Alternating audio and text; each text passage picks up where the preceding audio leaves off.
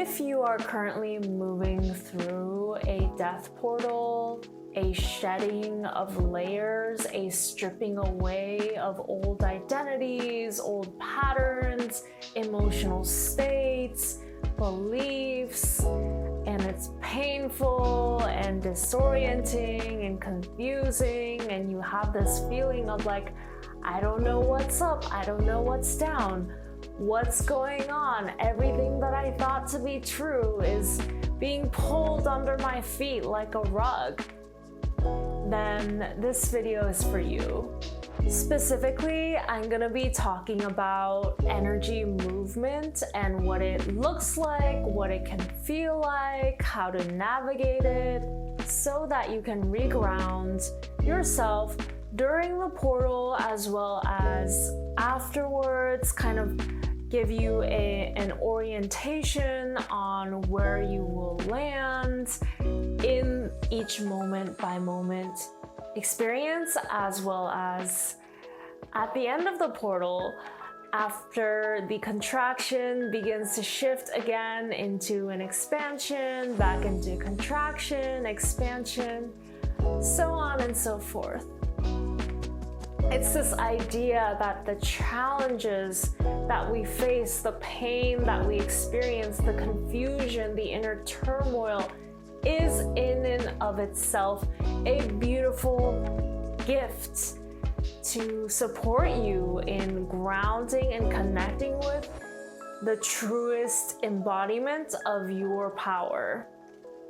So if you haven't already, please subscribe to the channel and let's get right into it. So this video was inspired by the eclipse season that we're currently moving through. And as you know, eclipse season is a time of big change, a time where a lot is shifting, a lot is coming into your field, a lot is moving out of your field. It's a time of transition when old patterns come up to be seen, and it's just a lot going on. Think of like moving house physically. It's like so much is being uprooted, so much is being exposed that normally tucks in so well underneath that stack of books in the back cupboard that you don't see, but like when you're moving house, like everything has to come out, you have to see everything and be in the mess of it. And in that inherent instability that comes with the mess and the transition and everything being up in the air. And it's like this question is like, how can we remain grounded in the midst of uncertainty, in the midst of turmoil? How can we find our centers when everything is shifting beneath our very feet? And the simple answer that is not quite so easy to practice is to get comfortable in this state of uncertainty, in this state of transition, because the truth is life itself is only a series of transitions. Everything in life is temporary. Every moment flows by you, never to return again in that specific orientation of how all the atoms and molecules and energetic currents were oriented towards in time, space, dimensions. So it's like everything in life is temporary, and once you start practicing this acceptance that there is truly no such thing as absolute certainty in life other than the truth that everything is constantly shifting and changing and moving and breathing, really, because this shifting and changing, it follows this pattern of our breath of expansion of the inhale and contraction of the exhale. And the more that we align ourselves with the natural flow of our breath, the natural flow of expansion and contraction, the more equipped we are to navigate these sometimes unbearably painful challenges that life presents to us. Because if you are a highly sensitive, empathic, intuitive, creative individual, then I feel like you know the experience of being faced with so much internal pain that you honestly don't know if you're gonna make it. Like the intensity of the emotion of pain, of grief, of rage, of shame can get so overwhelmingly intense sometimes.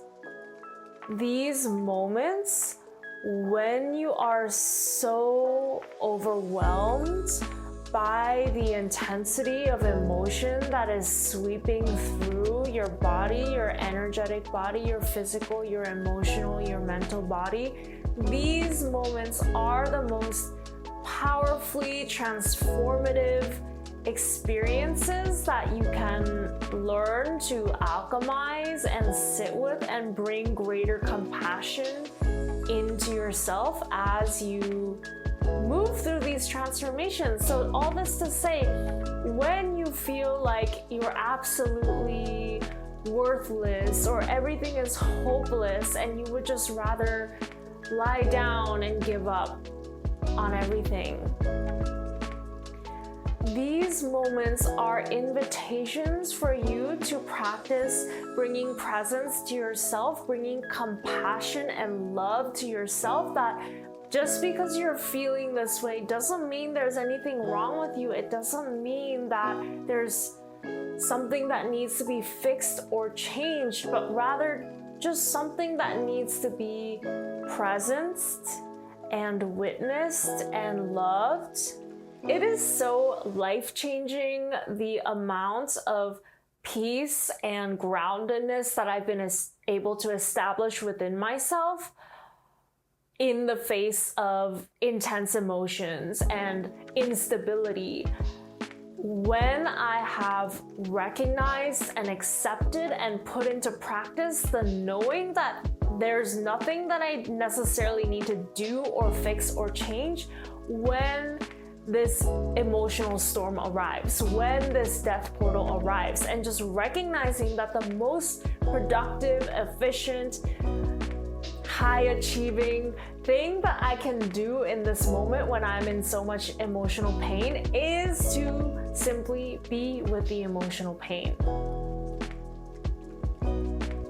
Instead of planning out the next 20 steps in whatever I'm doing, like in my business or in my job or in school, just putting everything in order externally when my insides are just not in order at all. Like when you're moving house, do you focus on packing your boxes or making sure that you're aiming to get the next performance bonus at work? Likely, well, maybe you're the type to try and do both at the same time. But let's just say that the most important priority when like the movers are coming tomorrow, you need to focus on getting your boxes in order. And this emotional world is the most important priority that you can ever prioritize, because your emotional world is the basis from which your external world reflects itself from. So all this to say, it's just how you feel is incredibly important, whether or not you feel good or not. And as I was saying earlier, these moments of re-emergence of old patterns, old beliefs, old emotional states, they are not a sign of weakness or anything wrong with you. It's literally just showing you where you still need to let go. And I know you might be feeling like, oh, this again, I've been through this. I have already sat with my fear of vulnerability or my visibility wounds. Why am I having to see this again? And like, trust me, I totally get it. You know what I mean, right? you've been there too, with these moments where like everything just feels like it's piling on top of each other, and you're like, I've seen this before, why is it still so overwhelming? I just wanted to stop. That is like just such a quintessential moment in the healing journey. I regard it with great fondness, and fondness for myself most of all, as I invite you to bring more fondness, more love, more levity to these moments that can feel so extremely heavy. Because these heavy moments, they can also feel extremely painful, extremely scary, extremely contractive. And so what we're being invited to practice and ground in is this connection to compassion and acceptance, and inviting in a greater amount of spaciousness, a greater amount of stillness, of relaxation, of rest, of restoration, of pampering, of care and tenderness to your internal world, to your emotional systems, to all parts of yourself that are having such a hard time. Because the way that life goes, it can't help but be hard at points.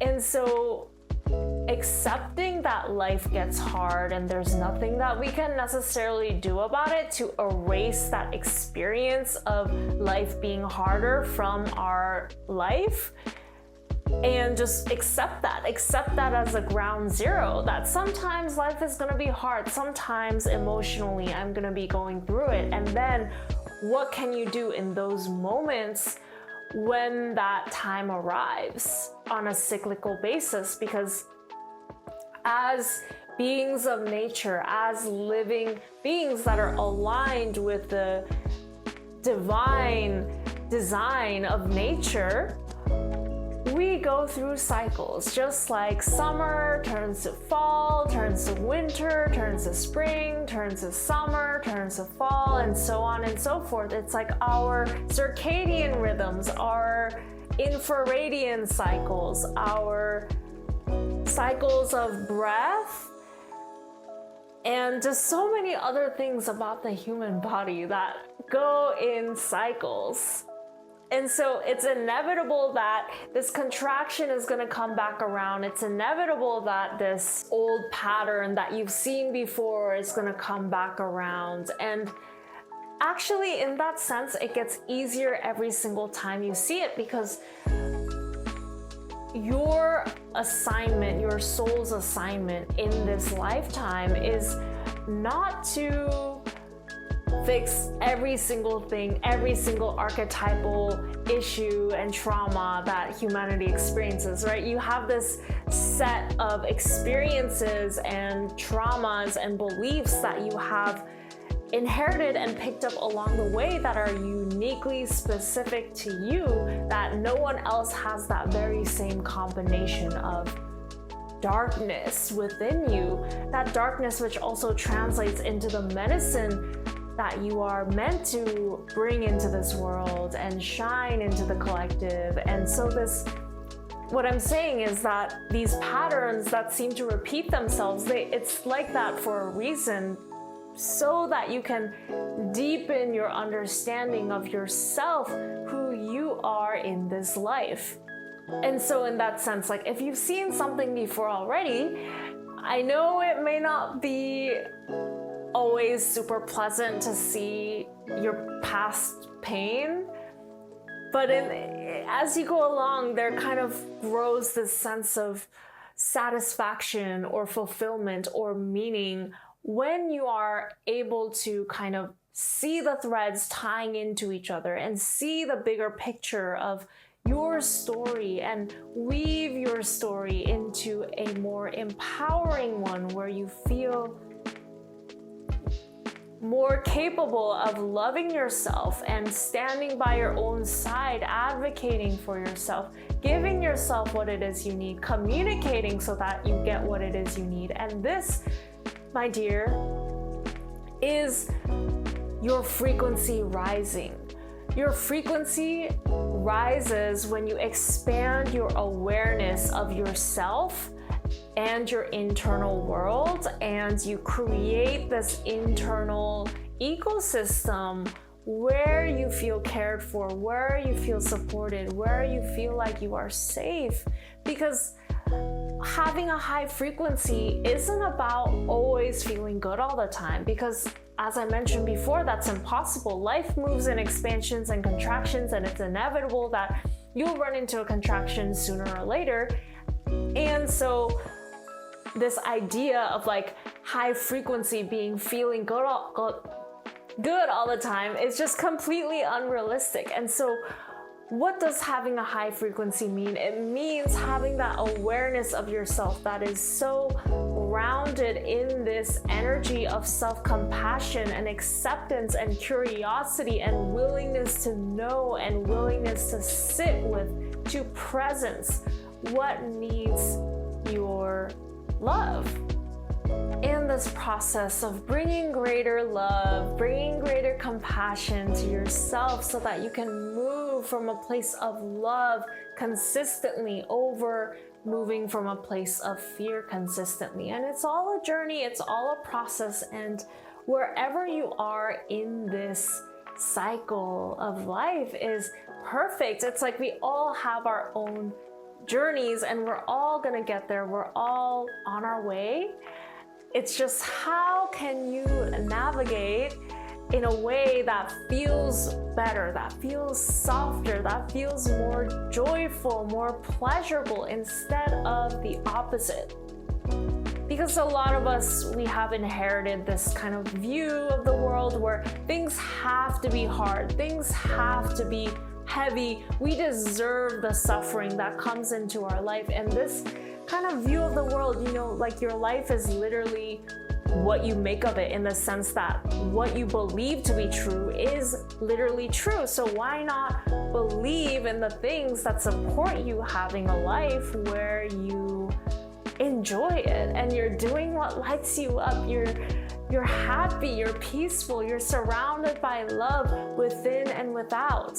And these moments of pain, of turmoil, of change are truly instrumental in carving out your way to having a softer inner world, having more alignment, having a higher frequency, just having a better time overall of life.